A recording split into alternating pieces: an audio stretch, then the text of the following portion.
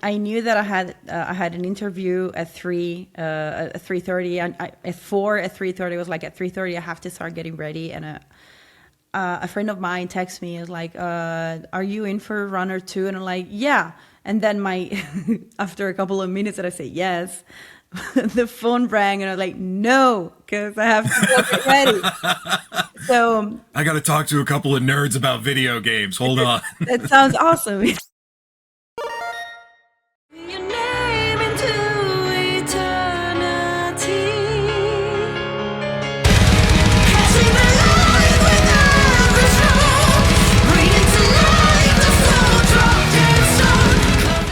We are back with a brand new installment of Kill Feed. I'm Mike. I'm James. And joining us ahead of their upcoming North American tour with Avatar and Frozen Soul, we are joined by Fleshgod Apocalypse's Veronica Bordacchini. Veronica, thank you very much for joining us today. Thank you very much for having me. Thank you. How are you guys doing?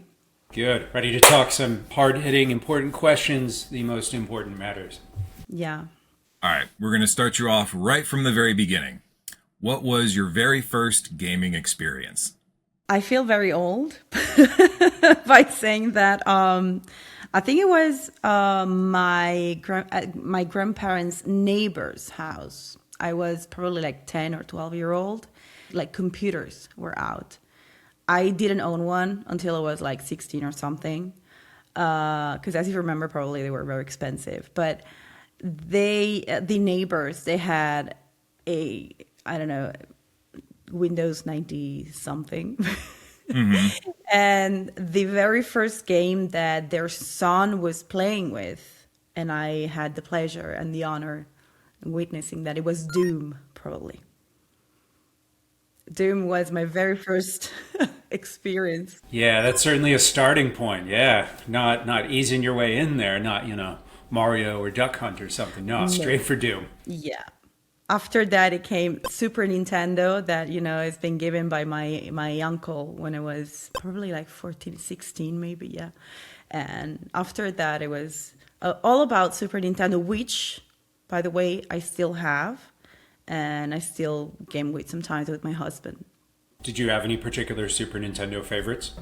Ghouls and Ghosts by Capcom, my favorite. And, well, Yoshi Island is still probably the best that they've ever done. Dr. Mario, which it was a Mario version of Tetris, basically. It's a great game. When you first experienced Doom, were you like immediately hooked, like, oh my God, I need to get into this stuff? Or was it more the Super Nintendo where you found like you were a gamer? Like, at what point did you realize that this was going to be kind of like a lifelong passion for you?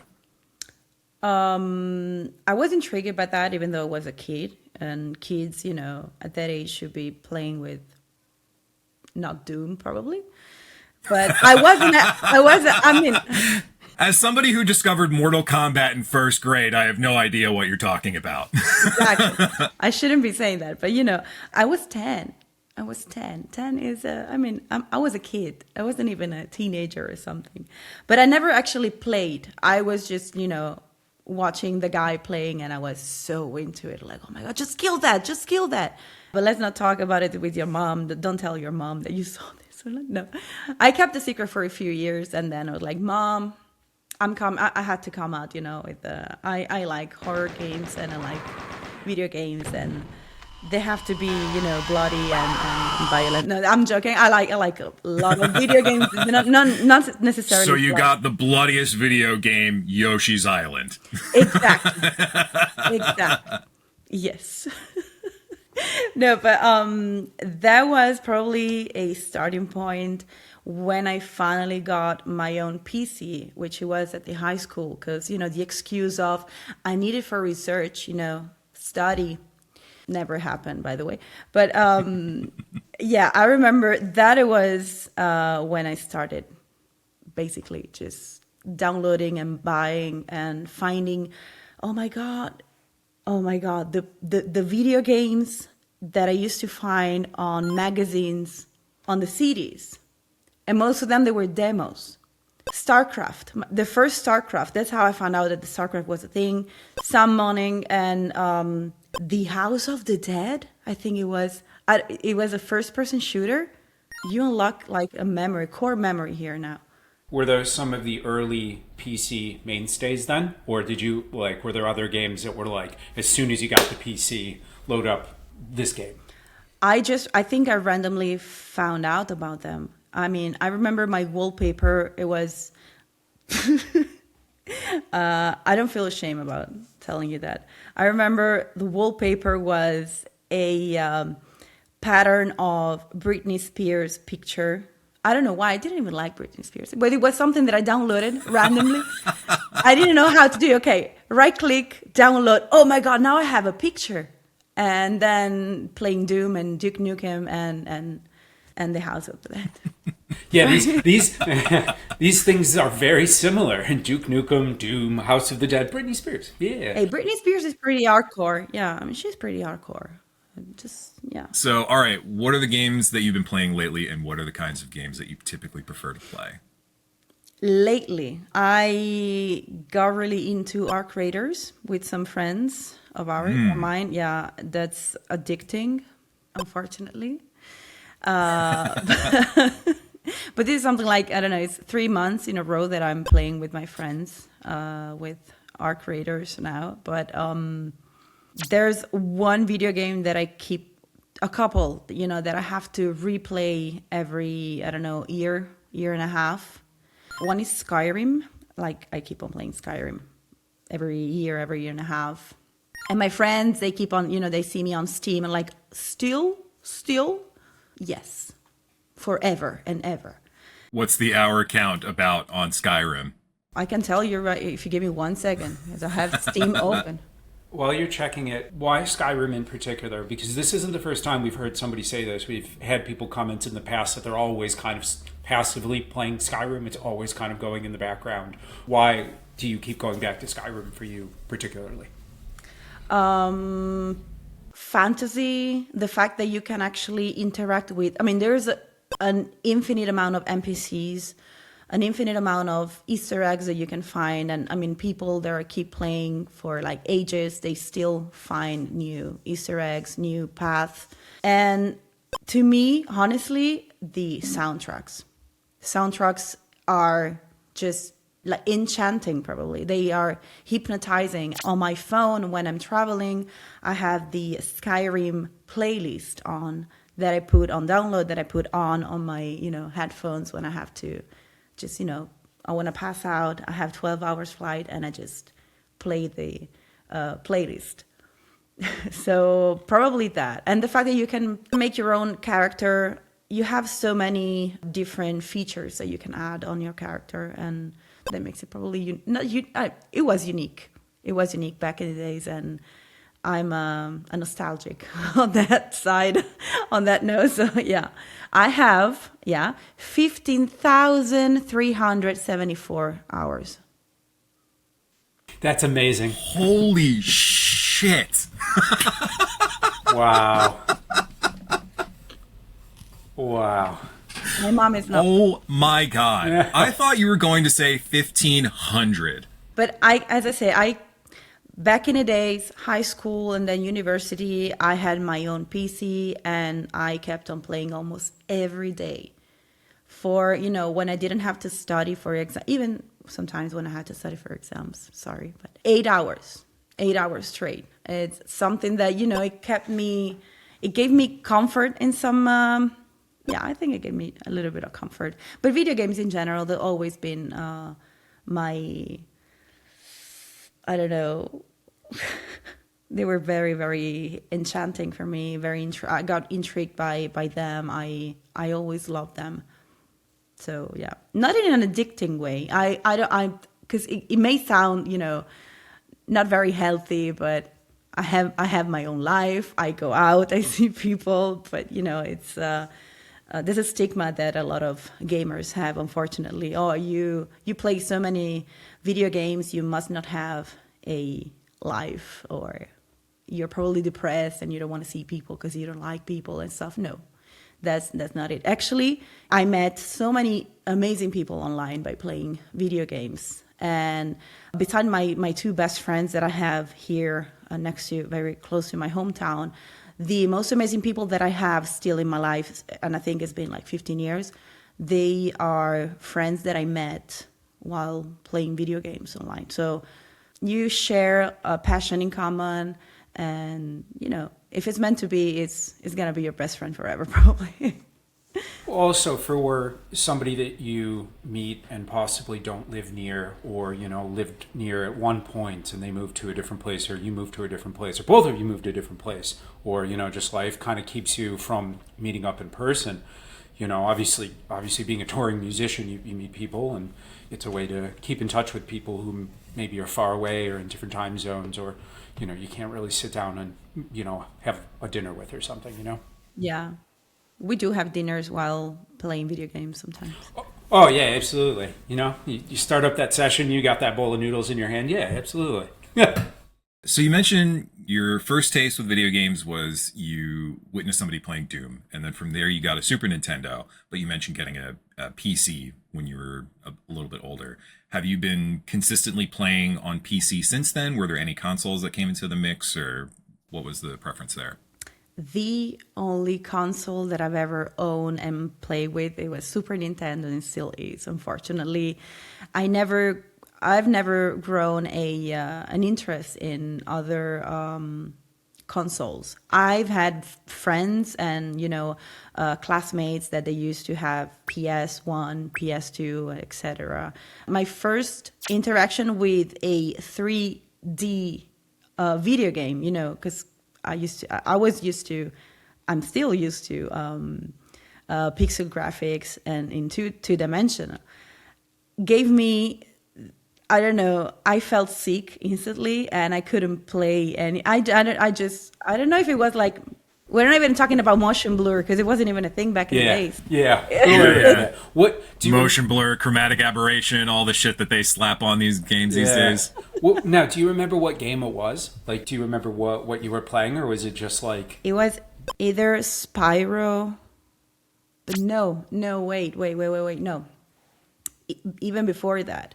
It was GameCube, and it was... I don't remember the title, but you had like a water scooter, water scooter, and you had to like...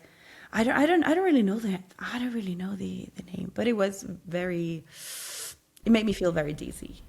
Maybe Wave Race, because I think there was a Wave Race on GameCube that was quite fast paced. I remember this friend of mine. He got the console and the game. I'm pretty sure the game came with the console. You had mentioned obviously you've spent time playing on consoles, but you still kind of lean a little bit, well, obviously more than a little bit on the PC side. Has there been any particular reason? Like, why is it that you seem to go more of that direction? Simply because I never grown interest in consoles. So as I got my first PC, I eventually then started using as a for studying, for working. I had to at some point in my life. I couldn't, keep details. Pretending, yeah. High school was over, and I had to, go to the university and do stuff, real stuff. Video games are real. I'm not saying that they're absolutely not. Okay. But yeah, and I don't know, like friends of mine, they suggested me, oh, you should play this, you should play that, you should try that, and then I just fell in love with PC. The controls that you have, keyboard and mouse are, to me, the best for anything. Shooter, non-shooter, survival, anything. And it's easier for me even to, I have a Discord channel, so I gather my friends and I don't know if it's possible with console. I think nowadays you can do the same. You can join Discord with a console, I think.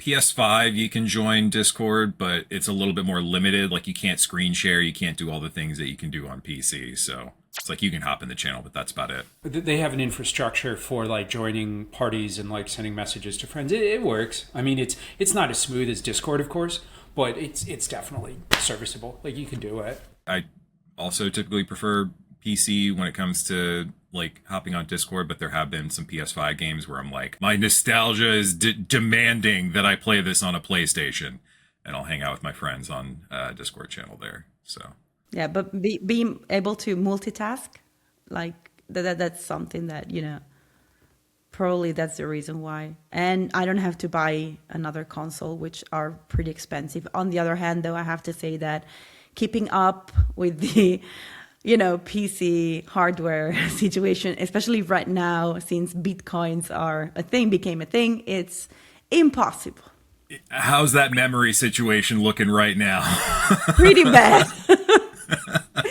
Pretty bad.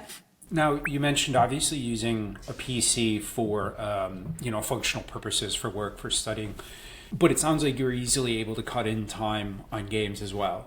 Do you find that you can just kind of separate the two functions easily? Like you just kind of sit down to work or study between, 1 and 4 o'clock. And then you're like, okay, now it's time to play games. Just close that window, pull the other one up.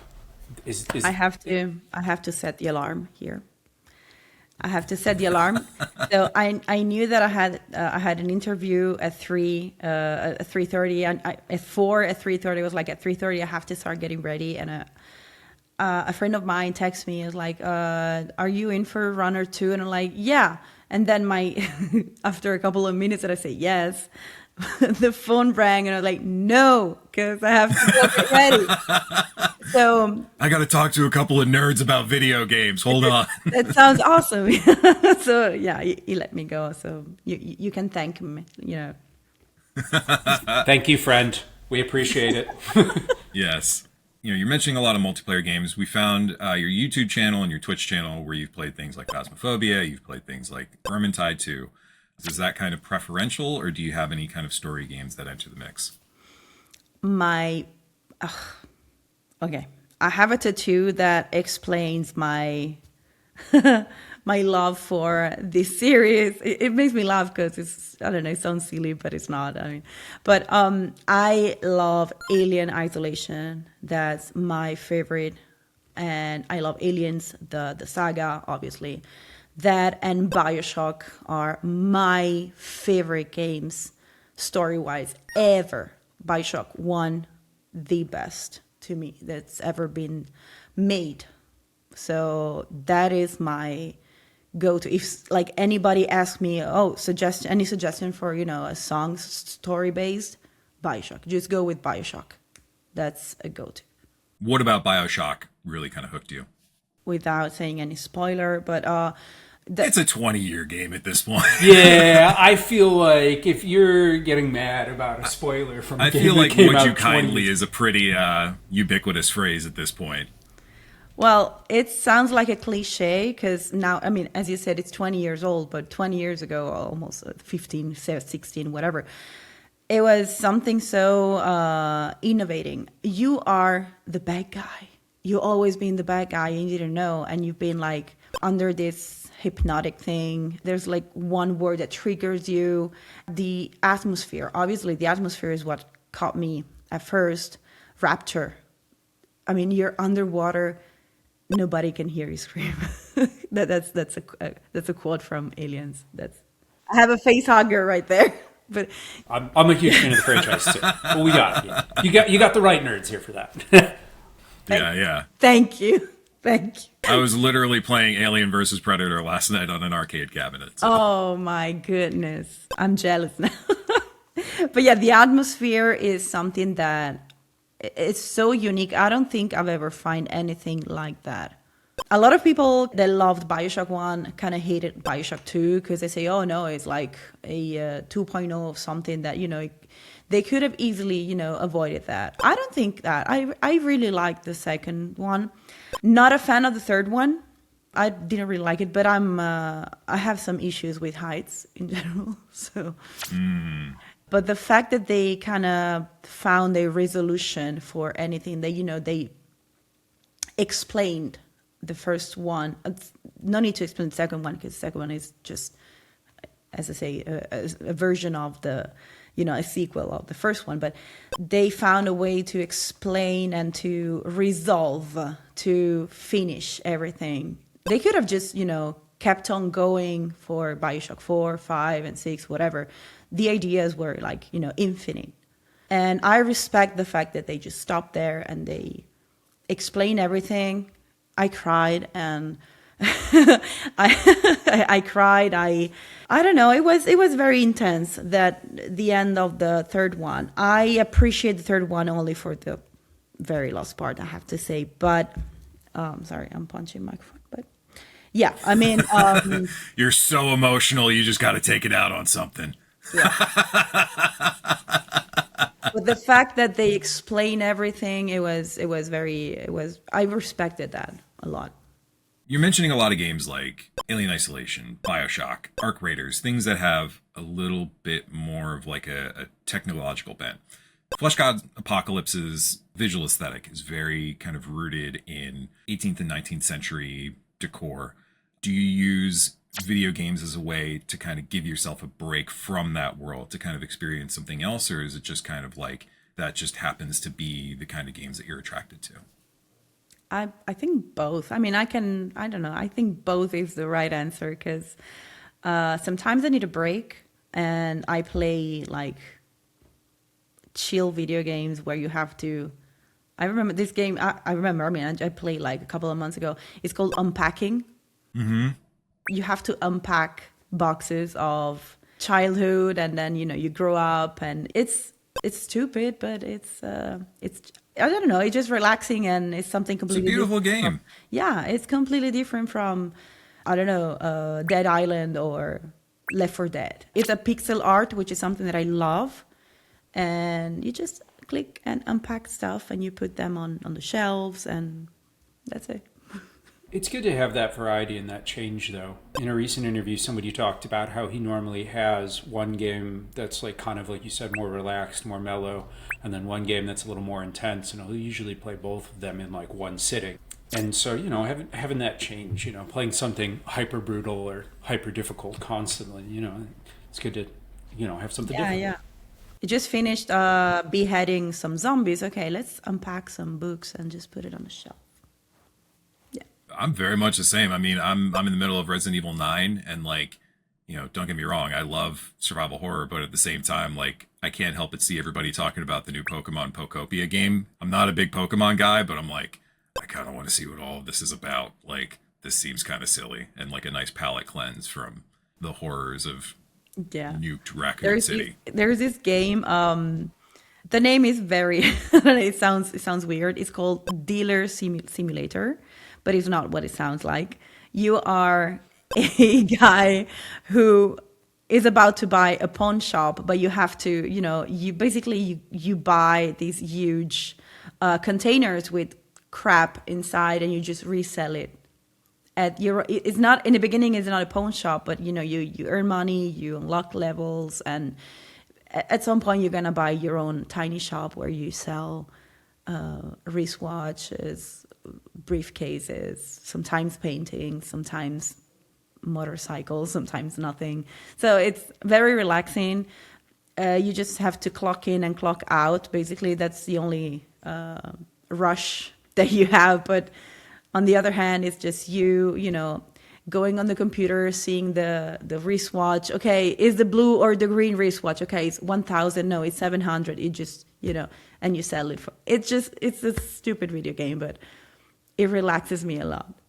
I want to go back to what you said earlier, where I wholeheartedly agree. Video games are not a dumb thing. For people who enjoy the medium, it is very not only helpful in terms of their enjoyment, but it's also kind of necessary for their mental health. Like, I can certainly tell you that the number of times that I've had to just like, work through the night and not be able to kind of unwind with something as simple as this. Like, it really does kind of impact me.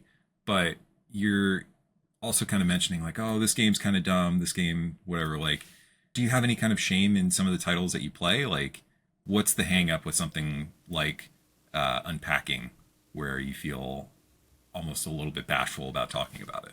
Well, to be honest, Unpacking has its own story, which is pretty heartbreaking. I don't know if you played that game, but I really like it. Dealer Simulator or Car Dealer Simulator. That's like a title that I'm ashamed of, probably. But now here I am. I mean, coming out. On camera, recorded for the world to see. Sorry for letting you down, guys. No, I'm all for it.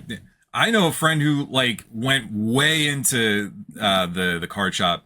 I can't remember the exact name, but like the game that you're talking about where you like run a card shop. She spent a ton of time and got really invested in those mechanics. And like, what is the existential difference between killing a bunch of zombies in Doom versus spraying some, smelly kids in this, car dealership game? Yeah, you level up your cleaver, you level up your pawn shop or whatever. It's it's the same. But fun is fun. I guess this is kind of the Yeah. point that I'm saying. Like, if it brings you joy, then what's the problem? Yeah, sometimes the best game that you'll play for a year is something you spent $2 on, and it's just like putting fruit together to make bigger fruit. Honestly, I'm not spending big money now on the nowadays AAA video games. I'm so sorry to to declare this, but they're not as good as they used to be. And 80 bucks for even $100 for a video game is completely stupid to me. I don't have this amount of money to spend on a video game, which is very heartbreaking because it's something that I really like to, but Epic Games sometimes gives you a game for free, and if you're lucky enough to have the for free the game that you were looking for, that's something. But sometimes you just have to, I don't know, Repo. Repo. That it was like $3-4. Yeah. That one of the most fun that I've ever had on a video game. That and not The Intruder. What's the other one? You're like on a spaceship. Oh, Among Us. Among Us, yeah. Sorry, but yeah, you have to find the imposter that kills everybody. That was like $5 or something. I think I found it on €2, $3 or something, and a deal somewhere. One of the best games I've ever played. It doesn't have a story, but it just it takes you there. It just brings you there, and you have the most fun with your friends.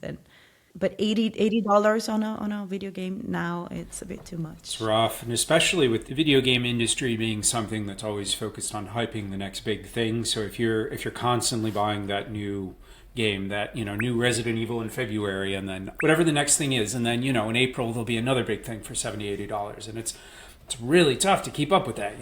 I find very much the same parallel with underground music. So the kind of industry at large is very invested, obviously, in these like big AAA titles that are going to be costing $70, $80, $100. Like everybody's talking about GTA 6 and how that's going to be a $100 game and everything. But then you talk about all of these indie games. Like one of the titles that keeps coming up time and time again is Balatro. Balatro is like $10-15, and people put thousands of hours into that game, and it was made by one guy.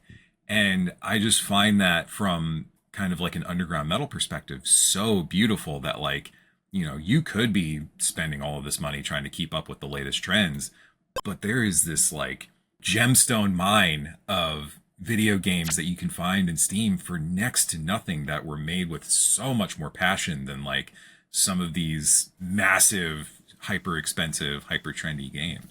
Yeah, I agree. I have like actually a bunch of video games that I recently bought for like less than $10 per game, and they are a gem. Like very fun to play with. I'm talking about like Little Nightmares.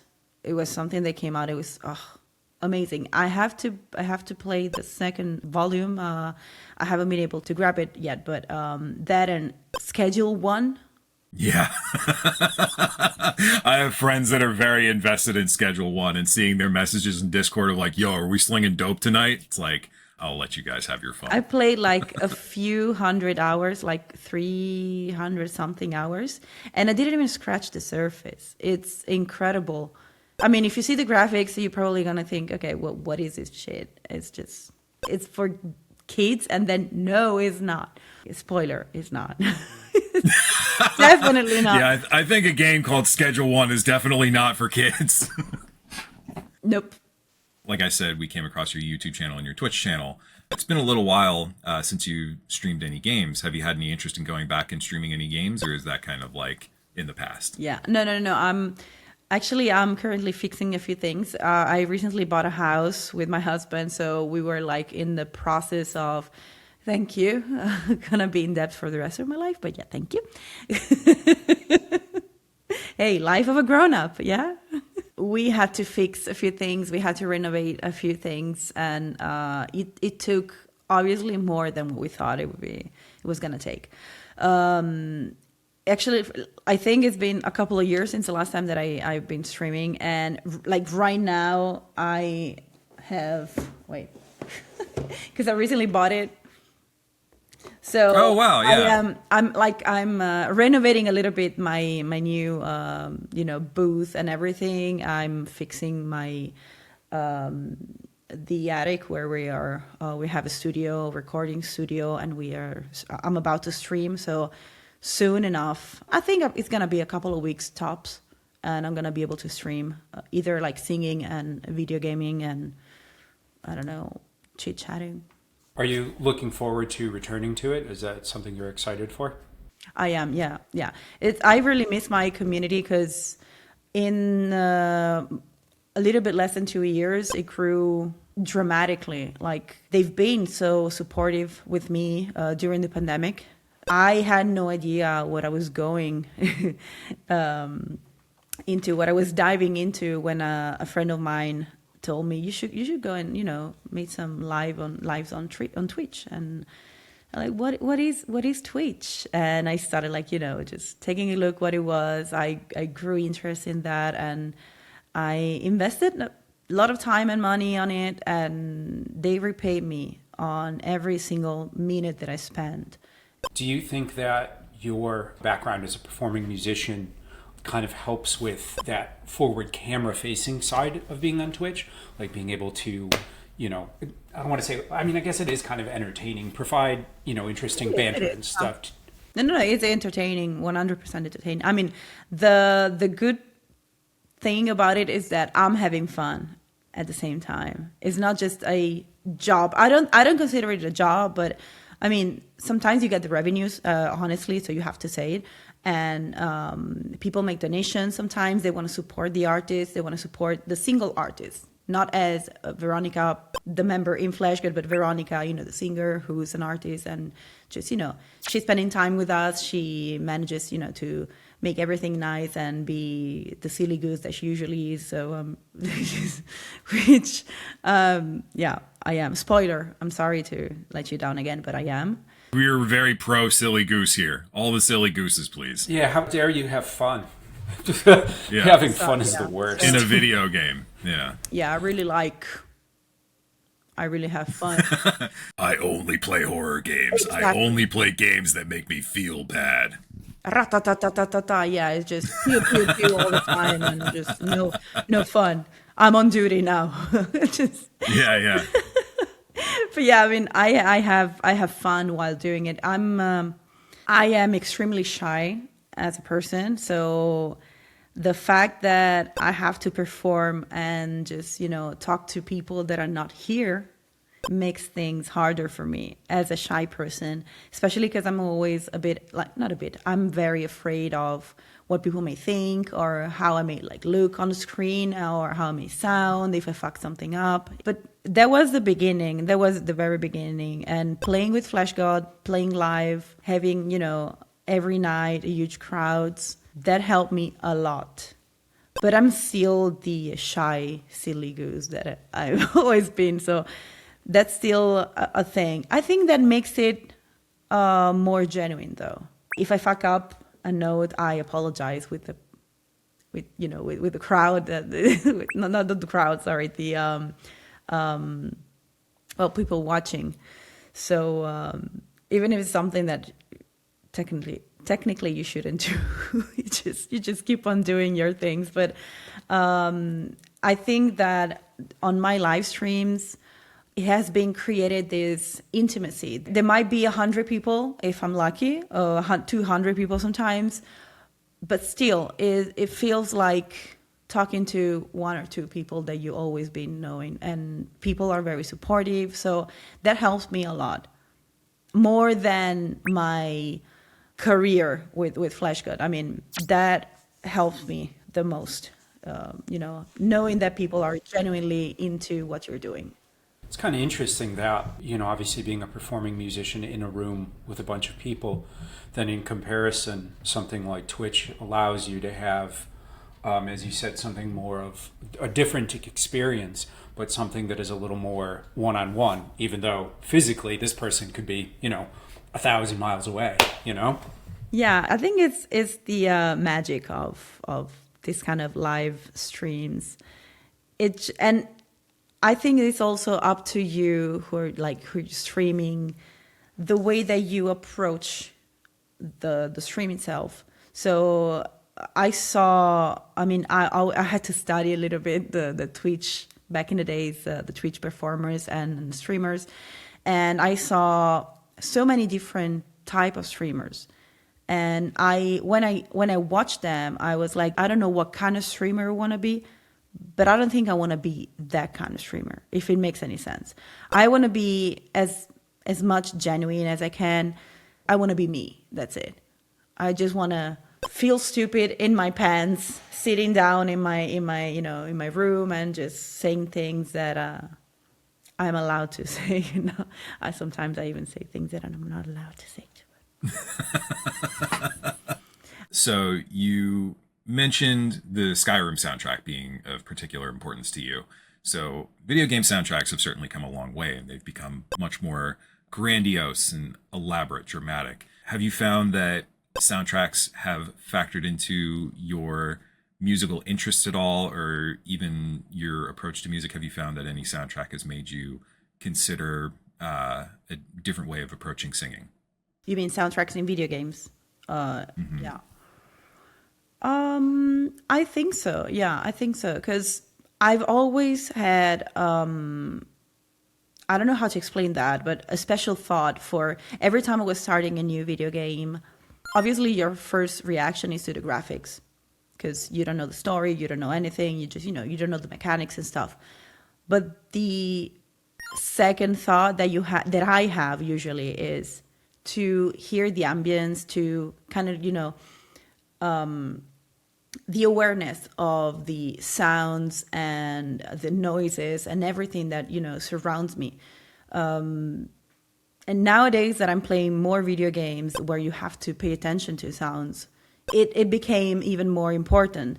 I'm talking about sounds, but, as any music or any sound that has been playing in the room with you. Because sometimes you have to pay attention to even just like a tiny sound or music being playing on the other room, and you have to, determine either if it's upstairs or downstairs, left side or right side.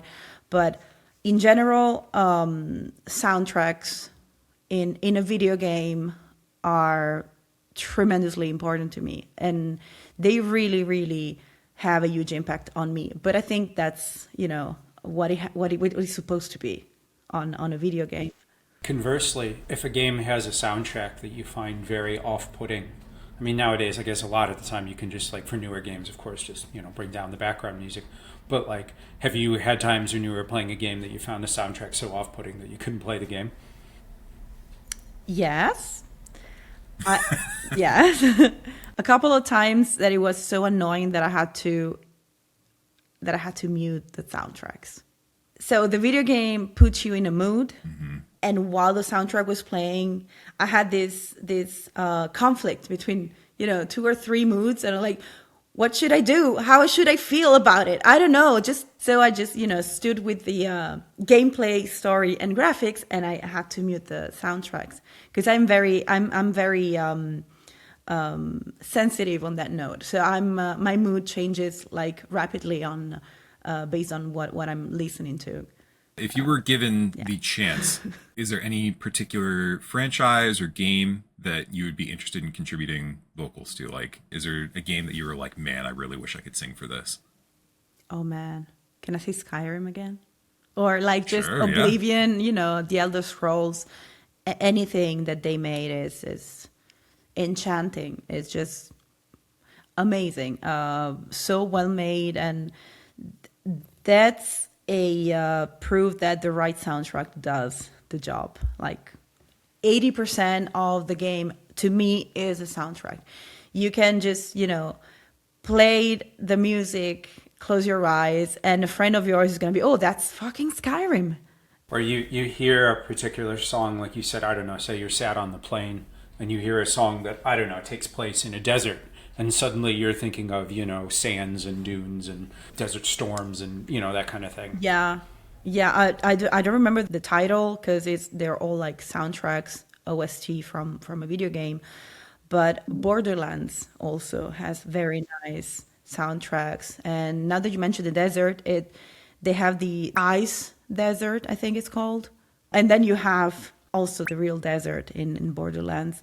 And that describes perfectly what you're listening to or what you're playing to. That's very, very, I find it very smart, the way that they, put the soundtrack into the game. So like I said at the very beginning of the interview, you are gearing up for a North American tour with Avatar and very good friends of the column, Frozen Soul. Do you bring gaming with you on the road, or is that something that you have to keep at home?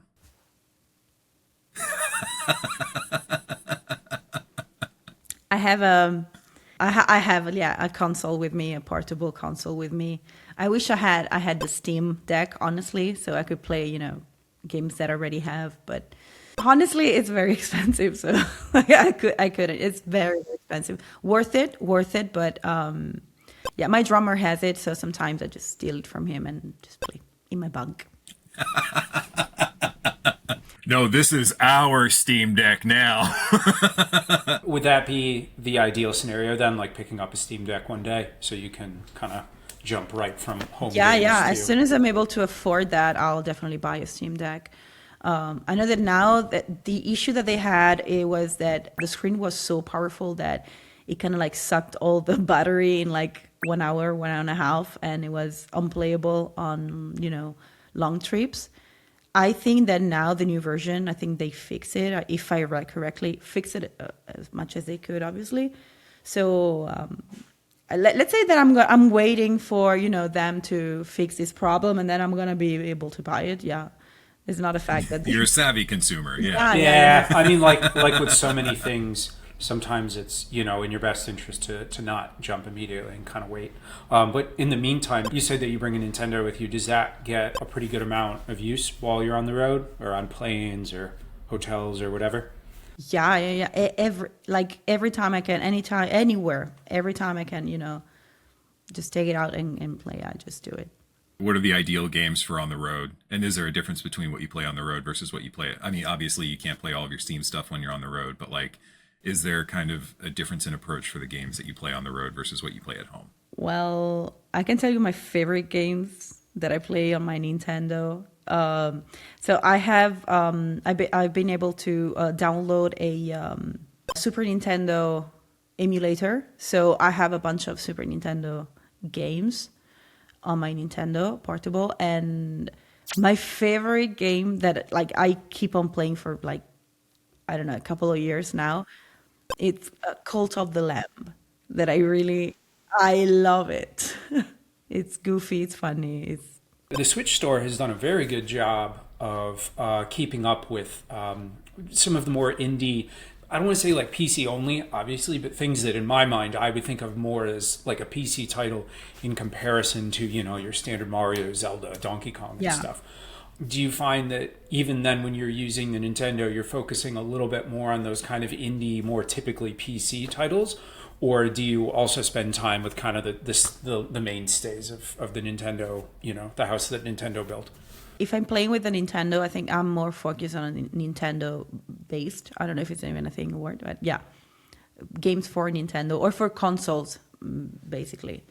Do you encounter many gamers on the road? Like, have you made any gaming friends? Do you get to talk about it at all, or is it more of like a singular experience? No, I don't play multiplayer games when I'm on the road, but I meet a lot of people, like physically meet them, and a lot of colleagues. They are like weirdos like me, and they are really into, in a very good way. Weirdo for me is the best word.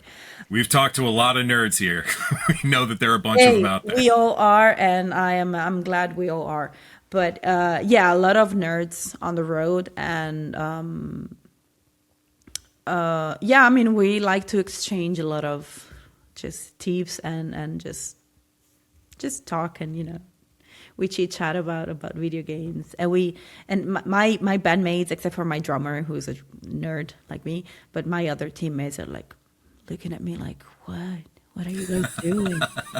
Grow up. Oftentimes when we speak to people, they say, okay, yeah, like obviously we all like heavy metal, but when someone comes up to me at a merch table and starts to talk about video games or movies or books, it's something other than only the same, just death metal all the time. Yeah, exactly.